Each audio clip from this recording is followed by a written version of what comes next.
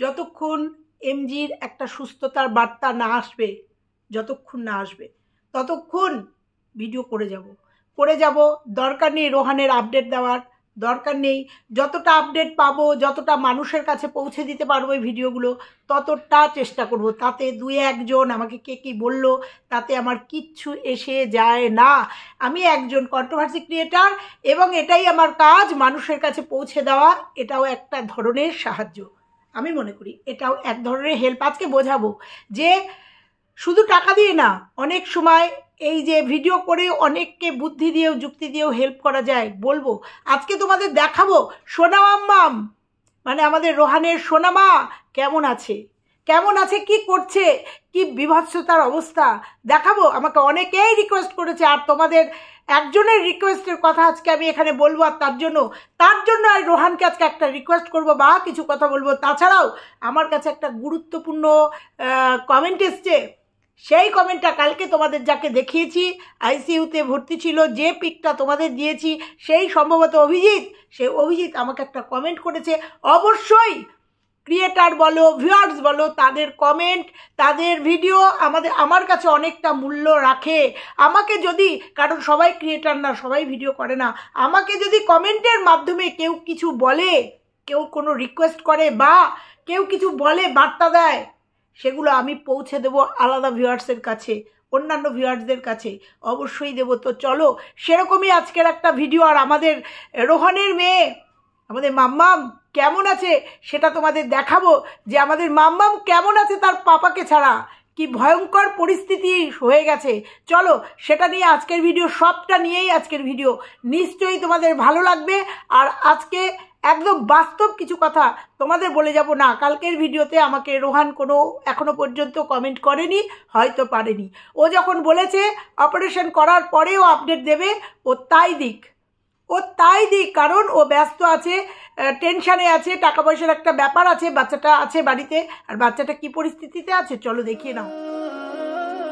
রোহান দা এখানে বাড়িতে নেই বলে সোনামা প্রচন্ড কান্নাকাটি করছে। আমি ওই জন্য এসেছি সোনামাকে নিয়ে একটু ঘুরবো, খেলা করবো, তারপরেও কান্নাকাটি। কি ফোন দেখবে এখানে কিছু বলার নেই। কেমন হয়েছে দেখে নিয়েছো? এই হচ্ছে রোহনের মাম্মাম। রোহনকে ছাড়া কি পরিস্থিতি, ওকে কিছুতেই থামাতে পারছে না। আমি জানি না একে এমএম চ্যানেল, আমি অনেক করলাম, এটা নয় তুষার নয় তামিম, কেউ একজন হবে। আমাকে একটু কমেন্ট করে বলো যে এটা কার চ্যানেল। আমি জাস্ট এটা দেখেছি, হ্যাঁ আমার হোম পেজে এসছে। আমাকে কেউ শেয়ার করেনি বা আমাকে কেউ বলেনি। এটা যেহেতু আমি রোহানের সাথে অ্যাটাচ, ওদের রিলেটেড ভিডিওগুলো আমার কাছে আসছে। তো এটাও এমএম চ্যানেল, একটা চ্যানেল তোমাদের দেখিয়ে দিলাম। এই চ্যানেল থেকে ভিডিওটা দিয়েছে। আমি 9 মিনিটের একটা ভিডিও, আমি জাস্ট মানে কি বলবো, আমার এত খারাপ লাগছিল, মনে হচ্ছিল দৌড়ে গিয়ে ছুটে গিয়ে বাচ্চাটাকে কোলে তুলে নিয়ে থামানোর চেষ্টা করি। তো যাই হোক, রোহানি পাঠিয়েছিল। আমি আবার বলছি, আমি জানি না তামিম না তুষার, এটা রোহান পাঠিয়েছিল, ফোন করে বলেছিল যে আমার মামামকে একটু দেখায়। আমরা কালকের ভিডিওতেও দেখেছি রোহান ওখান থেকে ফোন করছে মাম্মামকে। তো তারপরেও তোমরা দেখলে, আমি একটুখানি ভিডিও ক্লিপিং তোমাদের তুলে দিলাম, তোমরা দেখলে যে কি প্রচণ্ড কান্নাকাটি করছে। অবশ্যই পাপার জন্য, তার মাও তাকে রাখতে পারছে না, তার মাও তাকে রাখতে পারছে না। এবং যে গেছিল সে অনেকভাবে ভোলানোর চেষ্টা করেছে, তারপরেও বাইরে বেড়াতে নিয়ে গেছে। তারপরে মনে হয় পেপসি না, ফ্রুটি, দই তার ভালো লাগেনি, ফ্রুটিটা খেয়েছে। তোমরা ভিডিওটা গিয়ে দেখে এসো, আমি পারলে মেনশানে দিয়ে দেবো।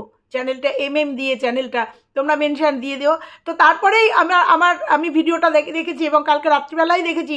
এই ভিডিওটা নিয়ে আমার কাছে একটা রিকোয়েস্ট এসছে, সৌভিক বলে সম্ভবত কেউ আমাকে রিকোয়েস্ট করেছে, সেইটা নিয়ে আজকে তোমাদের কিছু বলবো। আর এই মাম্মামের পরিস্থিতি নিয়ে তোমাদের না, রোহানকে আজকে কিছু বলবো। তো চলো এই সবটা নিয়ে, আর তোমাদের বললাম অভিজিতের একটা কমেন্ট, সবটা নিয়ে আজকের ভিডিও। আবার বলছি, যেহেতু ওরা সোশ্যাল ফিগার, সোশ্যাল মিডিয়াতে কাজ করে, সোশ্যাল মিডিয়াতে ওদের প্রচুর ভালোবাসার মানুষ আছে, আমিও ভালোবাসি ওদের এই যে 4টে ছেলেকে। এরা সোশ্যাল ফিগার এবং এমজি অসুস্থ, সেটা আমাদের সোশ্যাল মিডিয়াতে এসছে, মানুষ সেটা দেখে ফেলেছে। মানুষ তাদের আপডেট চাইতেই পারে, কারণ রোহান, তামিম, তারপরে হচ্ছে তুষার যেমন এমজিকে প্রাণ দিয়ে ভালোবাসছে, ভীষণ ভালোবাসছে। না হলে আজকের দিনে বন্ধুর জন্য বন্ধু এইভাবে কেউ কারোর পাশে দাঁড়ায় খুব বিরল। যেভাবে ভালোবাসা দিয়ে, টাকা পয়সা, অর্থ দিয়ে, সময় দিয়ে, সর্বোপরি জিগারের টুকরা, জিগার কা টুকরা বলে না, সেই হৃৎপিণ্ডটা বাড়িতে রেখে রোহান ওখানে পড়ে আছে আজকে 2-3 দিন ধরে। যে ভিডিওটা দেখলাম সেটা তাই মনে হলো, আমি তোমাদের একটুখানি দিলাম, তোমরা দেখে সহ্য করার মতো না। তো সেইটা ফেলে রেখে আজকের ডেটে দাঁড়িয়ে, তারপরে তো পয়সা কুটির একটা ব্যাপার আছেই। আজকে ভাই ভাইয়ের জন্য কিছু করতে চায় না, ভাই ভাইয়ের থেকে বিপদে পড়লে মুখ ফিরিয়ে নেয়, আত্মীয়র থেকে মুখ ফিরিয়ে নেয়, ভয় পায়, যেটা এমজিরও কাছের মানুষ হাত ছেড়ে দিয়েছে আমরা দেখেছি বা শুনেছি। তো সেখানে এরা 3টে বন্ধু যেভাবে করছে চিন্তাই করা যায় না, সত্যি কথা। তো একটা কথাই বলবো, আবার বলবো, নিন্দুকেরা নিন্দা করবেই, তাদের কথা চিন্তা করে তোমরা এইসব ভেবো না, মানসিক যন্ত্রণা পেও না, তোমরা তোমাদের লক্ষ্যে পৌঁছে যাও, তোমাদের এমজিকে নিয়ে ফিরে এসো সুস্থ সুন্দরভাবে। হ্যাঁ, যদি মনে করো না আপডেট দেবে না, আপডেট দিলে অনেক নেগেটিভ কমেন্ট বা নেগেটিভ কথা তোমাদের শুনতে হচ্ছে ব্যক্তিগত ব্যাপারে, তাহলে দেওয়ার দরকার নেই। ছোট্ট করে একটু তোমরা দেখাতে হবে না, তোমরা তোমাদের কথা বলো, তাহলেই হয়তো হবে।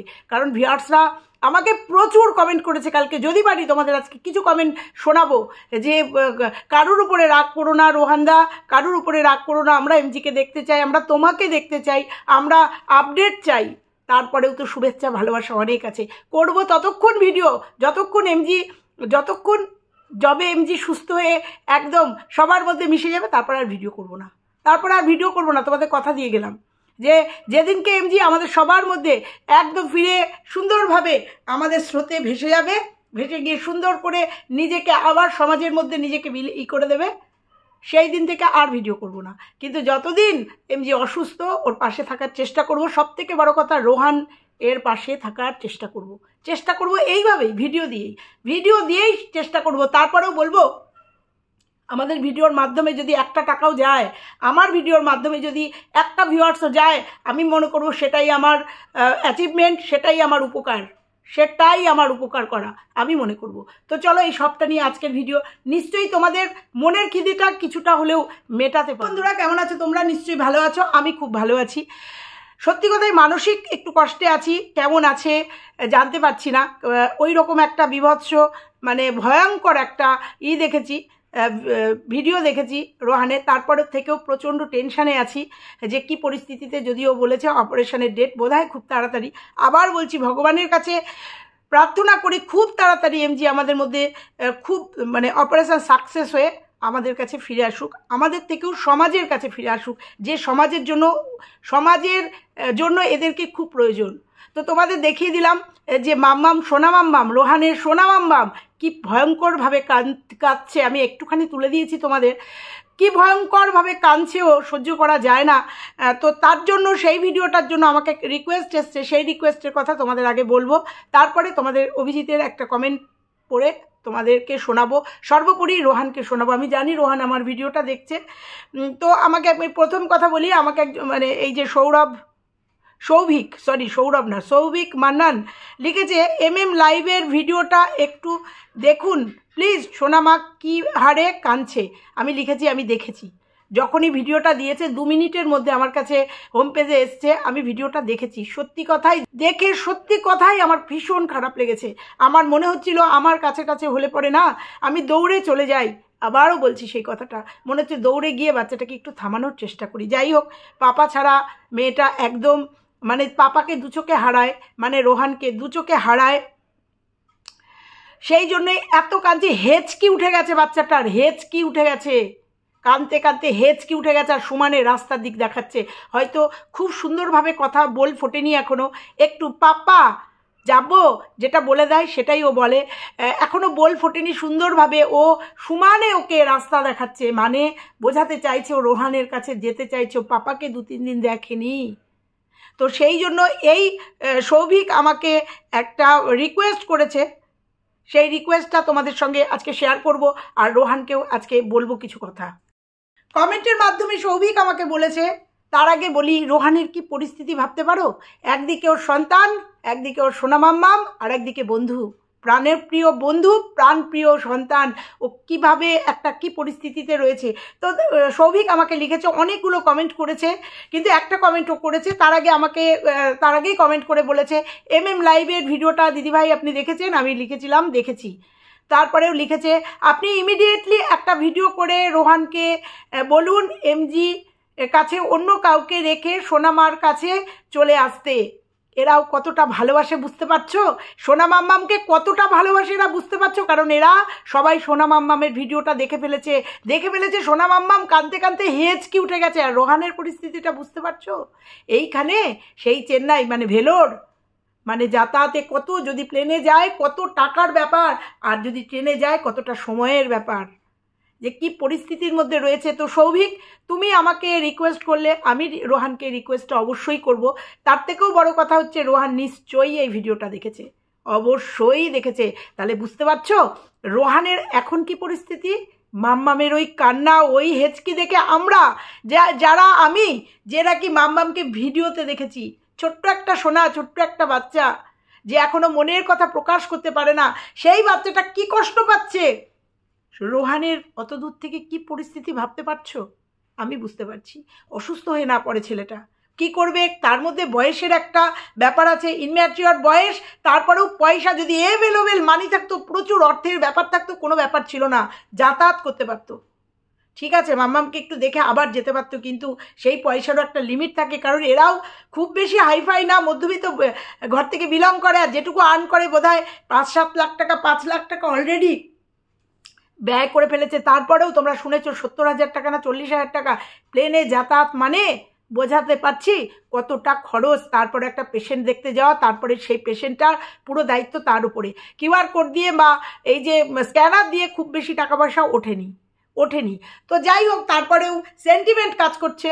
ওই যে 10 জন যদি ভালো বলছে, একজন যদি খারাপ বলছে, সেন্টিমেন্টে লেগে যাচ্ছে। অল্প বয়সী ছেলে না, সেন্টিমেন্টে লেগে যাচ্ছে, তার জন্য হয়তো অনেক মানবাভিমান চলছে। তো যাই হোক, সৌভিকের এই রিকোয়েস্টটা অবশ্যই রোহানকে আমি বলবো। আমি আগে পড়ে নিই। এমজির কাছে অন্য কাউকে রেখে সোনামার কাছে চলে আসতে না হলে সোনামা অসুস্থ হয়ে পড়বে। প্লিজ একটু রোহানকে বলুন। সোনামার কান্না দেখে বুকটা ফেটে যাচ্ছে। একদমই তাই। আর এরা সত্যি কথাই ভালোবাসার মানুষ। তবে রোহান, তোমাকে একটা রিকোয়েস্ট করব, এই সৌভিকের রিকোয়েস্টের জন্য আমি তোমাকে একটা রিকোয়েস্ট করব, যে তোমার দুটো হাত, এই হাতে মারলেও ব্যথা লাগবে, এই হাতে মারলেও ব্যথা লাগবে। তো একটা কথাই বলবো, যেহেতু তোমাদের আরও দুজন আছে, তামিমেরও একটা ছোট্ট সোনা আছে, ছোট্ট তামিম আছে, একে ছাড়া ওরে বাবা একদম চলে না। তো তবুও বলবো, পাশাপাশি যদি কাউকে পাও, তুষার আছে, তামিম আছে, মাম্মাম তোমাকে ছাড়া একদম থাকতে পারছে না। সত্যিই ও কাঁদতে কাঁদতে অসুস্থ হয়ে পড়বে, প্রচণ্ড পরিমাণে কেঁদেছে। নিশ্চয়ই তুমি ভিডিওটা দেখেছো। যদি সম্ভব হয়, সৌভিক যেটা বলছে, যদি পারো ওখানে অন্য কাউকে রেখে তুমি ইমিডিয়েটলি চলে আসো। কারণ সোনা মাম্মামের অবস্থা যা দেখলাম কালকে, ও যে কোনো মুহূর্তে অসুস্থ হয়ে পড়বে। একটা বাচ্চা তো, তারপরে বলতে পারছে না। অবশ্যই এমজির ওখানে থাকারও খুব প্রয়োজন। তবে তোমার বন্ধু বান্ধব, আত্মীয় স্বজন নিশ্চয়ই আছে। এমজির নয়, সবাই হাত ছেড়ে দিয়েছে, তোমার হাত তো কেউ ছেড়ে দেয়নি। তোমার বন্ধু বান্ধব, তোমার কাছের মানুষজন, যদি পারো চেষ্টা করো। আমি জানি তুমি ভিডিওটা দেখেছো, তুমিও কষ্ট পাচ্ছ, চেষ্টা করো মাম্মামের কাছে ফিরে আসতে। কারণ এই বাচ্চাটাও যদি অসুস্থ হয়ে যায়, তাহলে দুজনকে নিয়ে তুমি অতই সমুদ্রে পড়ে যাবে, একদম তুমি নাজেহাল হয়ে যাবে। ওই জন্য বলছি, যত তাড়াতাড়ি পারো ওই দিকটা যতটা পারো ম্যানেজ করে তুমি সোনা মাম্মামের কাছে ফিরে এসো। এটা সৌভিকের রিকোয়েস্ট, এবং আমিও তোমাকে বলে গেলাম। কারণ আমি বাচ্চাটার কান্না কালকে সহ্য করতে আমিও পারিনি। কারণ বাচ্চাদের ভোলানো যায়, কিন্তু এই যে কারুর অ্যাবসেন্স, কারুর অনুপস্থিতি, কারুর ভালোবাসা অন্য কাউকে দিয়ে ভোলানো যায় না। সত্যি কথাই, কালকে বাচ্চাটার ভালোবাসা তার আগে দেখেছিলাম যখন এয়ারপোর্টে নিয়ে গেছিল তামিম আর কি জানো তুষার, তখন দেখেছিলাম যে যখন ওর পাপা এসছে কি প্রচণ্ড কাঁদছিল। তার আগে তার চুল পর্যন্ত বাঁধতে দেয়নি, কাউকে ধরতে দেয়নি। আর পাপাকে দেখে কিভাবে দৌড়ে গিয়ে জড়িয়ে ধরেছিল, দেখেছিলাম সেই ভিডিওটাও।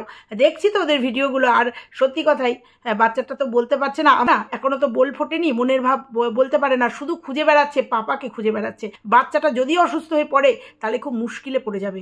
তো যাই হোক, আবার বলছি রোহানকে, যদি সম্ভব হয় তোমার এদের মধ্যে দুজনের মধ্যে একজনকে ওখানে রেখে আবার তুমি চলে আসো বাচ্চাটার জন্য। আর এবার যদি সম্ভব হয়, যদি ওখানে তোমাকে স্টে করতে হয় 15 দিন 20 দিন স্টে করতে হয়, তাহলে তুমি বাচ্চাটাকে নিয়েই যেও। কারণ বাচ্চাটা তো তোমার কাছেই থাকে। কারণ আমাদের এরকম একজন ছিল, 1.5 বছরের বাচ্চাকে নিয়ে মানে বইয়ের অসুস্থতার জন্য মানে বইয়ের চিকিৎসার জন্য 7-8 মাস 1.5 বছরের বাচ্চা নিয়ে তার পাপা এই ভেলোরে স্টে করে গেছিলো। তো ওই জন্যই বলবো বাচ্চাটার দিকে তাকিয়ে, কারণ বাচ্চাটাকে যা তৈরি করেছো ও পাপা ছাড়া কিচ্ছু বোঝে না। তো এরপরে যদি যেতে হয় তাহলে বাচ্চাটাকে সঙ্গে করে নিয়ে যেও, তাও অন্তত কষ্ট হবে, কারণ এখন প্রচণ্ড গরম, কষ্ট হবে কিন্তু বাচ্চাটাও শান্তিতে থাকবে, তুমিও শান্তিতে থাকবে বাচ্চাটা ওখানে থাকলে। বোঝাতে পারলাম? সৌভিক, তোমার রিকোয়েস্টটা আমি করে দিলাম, তোমার হয়ে আমি করে দিলাম। হ্যাঁ, আমি দেখেছি ভিডিওটা।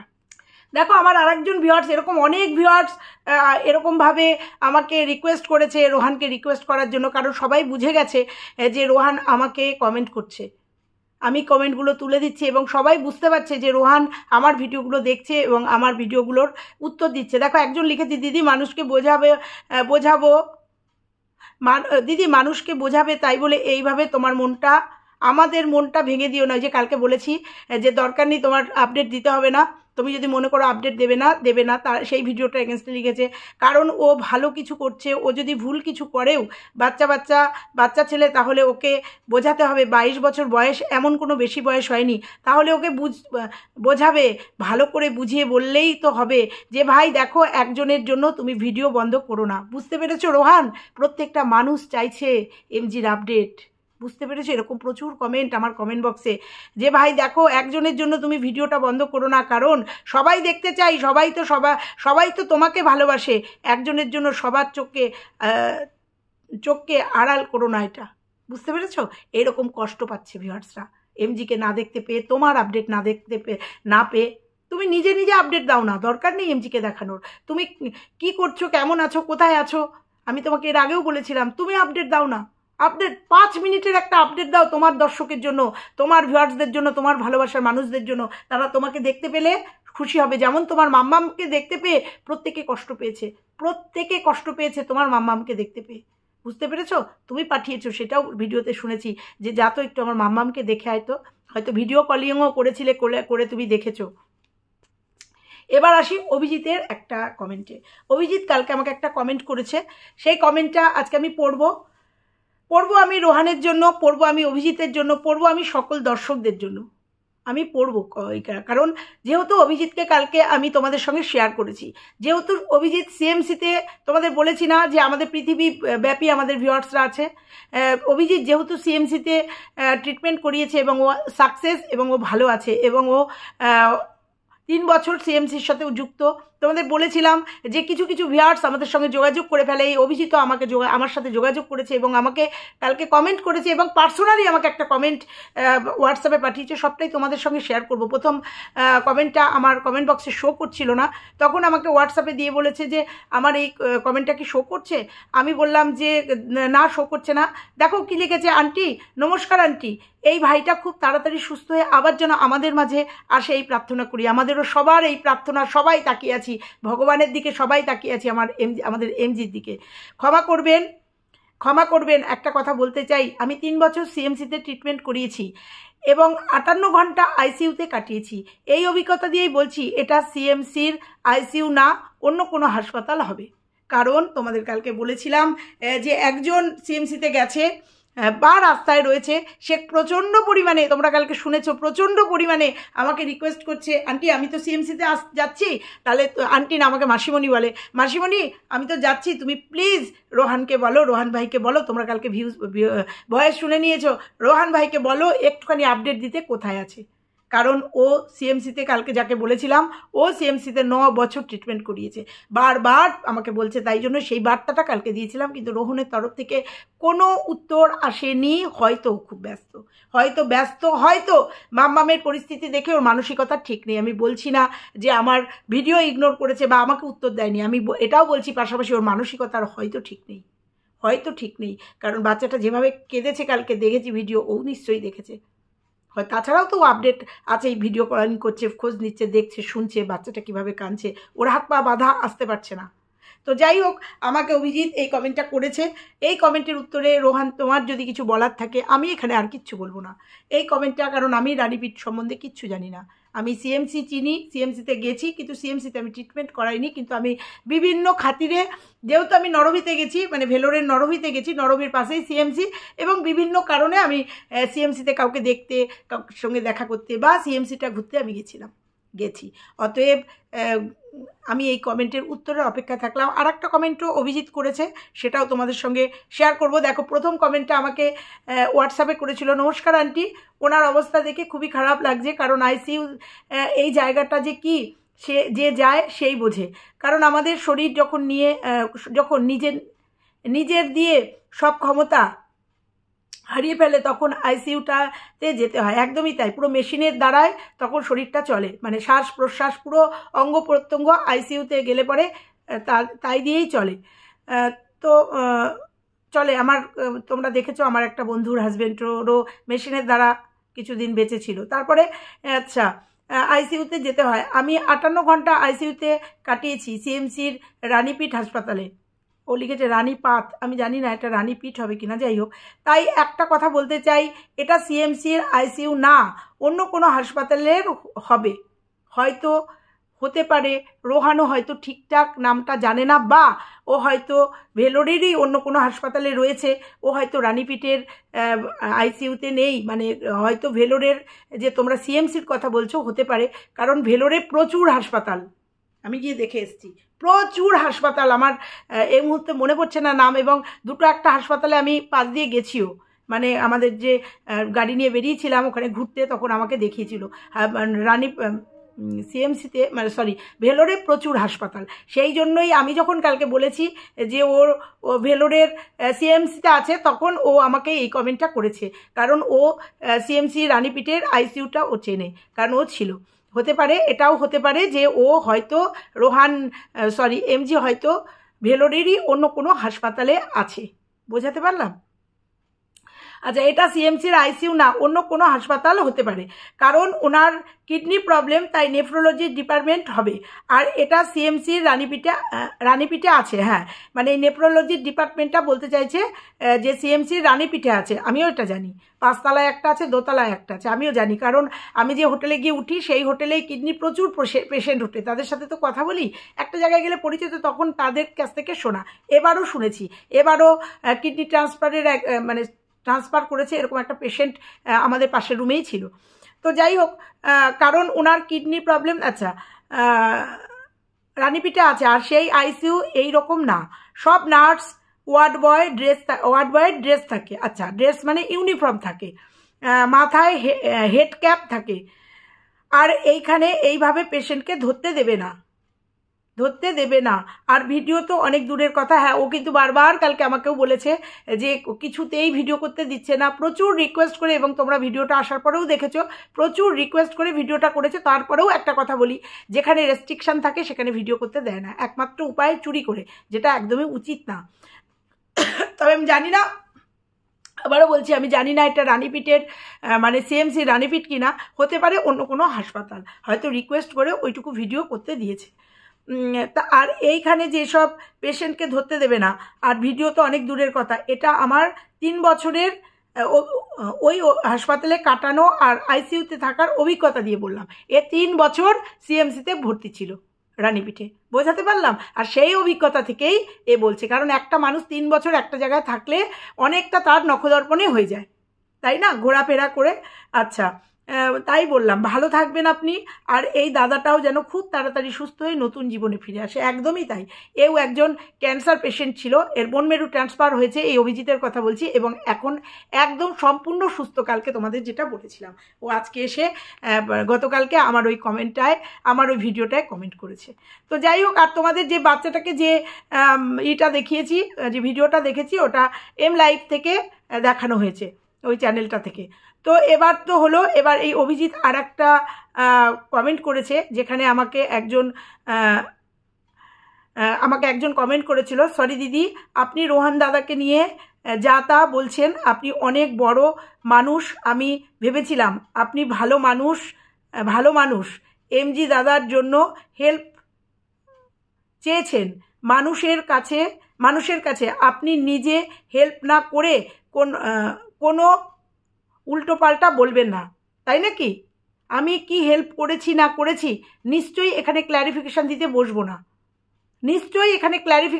বসবো না। এই যে আমার ভিডিওটা করাও, এটা আমার যেমন হেল্প, এটা আমি মনে করি যার জন্য ভিডিওটা করছি তারও হেল্প। এরকম প্রচুর মানুষের প্রচুর মানুষের ভিডিও শেয়ার করেছি, ভিডিও করেছি, তাদের 1% হলেও হেল্প হয়েছে।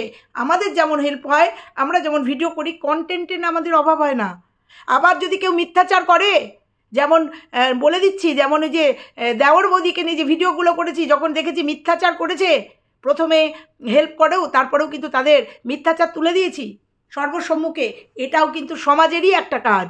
মানুষকে ঠকিয়ে, মানুষের ইমোশন নিয়ে খেলে এই যে ভিউজ আর্ন করেছে। আমি দাদা বৌদির চ্যানেলের কথা বলছি, দাদা না, বৌদি দেওরের চ্যানেলটা তোমরা দেখে নিও, আমি বৌদি দেওর কাকে বলি। এটাও কিন্তু সমাজের একটা হেল্প। মাইন্ড করো, এরকম প্রচুর মানুষের পাশে আমরা দাঁড়িয়েছিলাম। এই যে রিঙ্কি লাইফস্টাইলের ভিডিও করেছি, শেয়ার করেছি, কৃতিকার হাউসের পূজার পাশে দাঁড়িয়েছি, তার ভিডিও শেয়ার করেছি। এরকম প্রচুর আছে, দুজনের নাম মনে পড়লো বললাম। এনবি ব্লগের দেবাশিসের পাশেও দাঁড়িয়েছিলাম, তাদের ভিডিও শেয়ার করেছি, তাদের নিয়েও ভিডিও করেছি, তাদের বাড়িতেও গেছি। এগুলোও আমাদের একটা কাজের মধ্যে পড়ে। না জেনে মন্তব্য করতে আসবে না, তোমাকে বলছি, না জেনে মন্তব্য করতে আসবে না, বুঝেছো? আগে বোঝো আমাদের কাজটা কি। যেমন এমজির কাজ সোশ্যাল ওয়ার্ক করা, তুষারের কাজ, তামিমের কাজ, রোহানের কাজ সোশ্যাল ওয়ার্ক করা। দেখেছি ওদের ভিডিওগুলো, সেরকম ভিডিও করেও মানুষকে জানানোও একটা কাজ, নালে আমরা জানতে পারতাম না যে এদের কাজটা কি, সোশ্যাল ওয়ার্কটা কি করে। এদের ভিডিওগুলো যেমন দেখে বুঝতে পারছি যে সমাজের প্রচুর কাজ করছে এরা, সেটা কি থেকে জানতে পেরেছি? ভিডিও থেকে। সেরকম আজকে এমজি অসুস্থ, আজকে রোহানের হেল্পের দরকার, সেরকম আমার এই ভিডিওটা যদি আমার 10 জন ভিউয়ার্স দেখে, আমার 10 জন ভিউয়ার্স যদি 1 টাকা করেও দেয়, সেটাও কিন্তু হেল্প। তারপরে বলছি, এর এগেনস্টে আমাদের অভিজিৎ একটা কমেন্ট করেছে, সেটা অবশ্যই পড়বো। আপনি নিজে, আচ্ছা, তো আর তোমার পরবর্তী 2টো লাইন আমার পড়ার মতো মানসিকতা নেই। এর এগেনস্টে অভিজিৎ লিখেছে, শুধু টাকা দিয়েই কি সাহায্য করা যায়? একদমই না। বুদ্ধি, মানসিকতা, তার পাশে দাঁড়ানো, তার ভালো বুদ্ধি দেওয়া, তার মনের জোর দেওয়া, এটাও কিন্তু এক ধরনের হেল্প। তারপরে লিখেছে, পাশ থেকে বুদ্ধি দিয়ে আর কিভাবে ফ্রি ফান্ড পাওয়া যাবে, সেটা করলে হয়তো আরও বেশি সাহায্য করা যায়, তাই না? একদমই তাই। তাই জন্যই এই ফ্রি ফান্ডের জন্যই কালকে ওই ভয়েসটা আমি রিভিল করেছি। কারণ যে মেয়েটার ভিডিও দিয়েছি, মানে রিভিল করেছি, তার ফ্রি ফান্ডিংয়ের প্রচুর যোগাযোগ আছে। ওই জন্যই বলেছিলাম, রোহান আমাকে একটা কমেন্ট করো কিংবা ভিডিও করে জানাও তুমি কোথায় আছো, তোমাদের এই টাকাটা যদি পারে। এখন ফান্ডিংয়ের মাধ্যমে ভালো ভালো বড় বড় চিকিৎসা হচ্ছে, সেই জন্য বলেছিলাম। শুধু যে টাকা দিয়েই হেল্প করা যায় নয়, সেটা ভালো বুদ্ধি, ভালো যোগাযোগটা দিয়েও করা যায়। এই রিমি রূপা বলে যে চ্যানেলটা আছে, এই রিমি যখন অসুস্থ, ওকে যখন নরবিতে রূপাকে পাঠিয়েছিল কি একটা টেস্টের জন্য, আমি ফোন করে বলেছিলাম, নরবিতে আমার পরিচিত আছে, তোমার কোনো হেল্প লাগলে আমাকে বলো।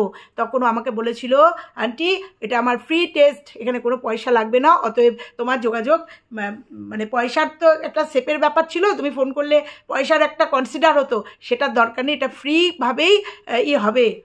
বুঝতে পেরেছো? এইভাবে আমরা চেষ্টা করি মানুষের পাশে দাঁড়ানোর জন্য। যেমন চেন্নাইতে আমার, অ্যাপেলোতে আমার পরিচিত একজন আছে, যদি কাউকে তার ঠিকানা দিয়ে তাকে যোগাযোগ করে, সে কোনো ব্রোকার নয়, তার দ্বারাও প্রচুর হেল্প পাওয়া যায়, না পয়সার হেল্প না। রেজিস্ট্রেশন করা, কোন ডাক্তারকে দেখানো, সেই ডাক্তারের রেজিস্ট্রেশন করানো, তাকে সেইখানে নিয়ে যাওয়া, এবং দোভাষী কথা, ওখানকার আমরা বাংলা কথা ওরা বোঝে না, ইংলিশে কথা বলা বা ওদের ভাষায়, কেরালিয়ান ভাষায় কথা বলা, অনেক রকমভাবে তিনি হেল্প করেন মানুষকে। এটাও একটা হেল্প, টাকা দিয়ে নয়, পাশে থেকে এইভাবে হেল্প করা যায়। নরভিতেও আমার একজন পরিচিত দাদা আছে, যেখানে গেলে পরে সেই দাদাই পুরো অর্গানাইজ করে দেয়, থাকা, ডাক্তার দেখানো, কোথায় কোন ডাক্তার দেখাবে, পয়সা দিয়ে নয়। বোঝাতে পারলাম? সোর্সটাও একটা হেল্প, পরিচিতিটাও একটা হেল্প। নিশ্চয়ই বোঝাতে পেরেছি। আমার অনারে একজন চেন্নাইতে গেছে, তাকে কিচ্ছু করতে হয়নি, সবটা বাড়িতে বসে, সবটা আমার সোর্সে যে দাদার কথা বলছি, সেই দাদা বসে করে দিয়েছে, শুধু গেছে, ডাক্তার দেখিয়েছে, চলে এসছে। নরভিতেও তাই, আমার যে দাদা আছে আমার সঙ্গে যোগাযোগ করেছে, তার ফোন নাম্বার দিয়ে দিয়েছি, বাড়িতে বসে সমস্তটা যোগাযোগ করে সেখানে গিয়ে করেছে। এই যে কিং মাহি লাইফস্টাইলের যে মেয়েটা, তার সাথেও যোগাযোগ করেছিলাম, সেখানেও যাব জন্য আমি পা বাড়িয়েছিলাম, কিন্তু ভগবান আমাকে সেই সুযোগটা দেয়নি। তার সাথেও একজনের যোগাযোগ কনফারেন্স কলে করে দিয়েছিলাম যদি কোনো হেল্প হতো, কিন্তু ওর 4 স্টেজ ক্যান্সার ছিল, তাই কিচ্ছু করতে পারিনি। তাই না ফেরার দেশে সে চলে গেছে, সে সুযোগ দেয়নি, সে সময় দেয়নি আমাদের। বোঝাতে পারলাম নিশ্চয়ই? তোমাকে শুধু না, তোমাদের মতো 2-1 জন যারা কমেন্ট করছে আমি ভিডিও করছি ভিউজের জন্য, আমি এটা করছি সেটা করছি ওটা করছি, তাদের জন্য বলে গেলাম, আমি ততক্ষণ ভিডিও করব যতক্ষণ এমজির একদম সুস্থতা না দেখব, ততক্ষণ আমি ভিডিও করে যাব, ততক্ষণ মানুষের কাছে বার্তা পৌঁছে দেব। বোঝাতে পারলাম? আর যেদিন মনে করব আমার ভিডিও করার প্রয়োজন নেই, সেদিনকে আমি নিজের থেকে ভিডিও বন্ধ করে দেব ওকে নিয়ে। যেমন কিং মাই লাইফস্টাইলকে নিয়ে আর ভিডিও করার প্রয়োজন নেই, রিঙ্কি লাইফস্টাইলকে নিয়ে আর ভিডিও করার প্রয়োজন নেই। হ্যাঁ, ওরা বলবে ওরা চলে গেছে, ওরা ওদের মতো করে জীবন যাপন করছে, আবার যদি দেখি মনে হয় যে ওদের পাশে দাঁড়ানোর দরকার আছে, বা মানুষ এখন ওদের পাশে দাঁড়িয়ে গেছে, অতএব আর দরকার নেই। বোঝাতে পারলাম?